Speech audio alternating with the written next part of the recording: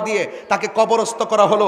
সেই কবরের ভিতর থেকে আপনারা তাকে লাঠি দিয়ে আঘাত করে করে কবর খুঁড়ে তার লাশটাকে বের করলেন। বের করার পরে তার লাশকে নিয়ে উল্লাস করেন, আল্লাহু আকবার, নারায়ে তাকবীর, আল্লাহু আকবার স্লোগান দিয়ে দিয়ে আপনারা সেই লাশটার মধ্যে আগুন ধরিয়ে পুড়িয়ে দিয়েছেন।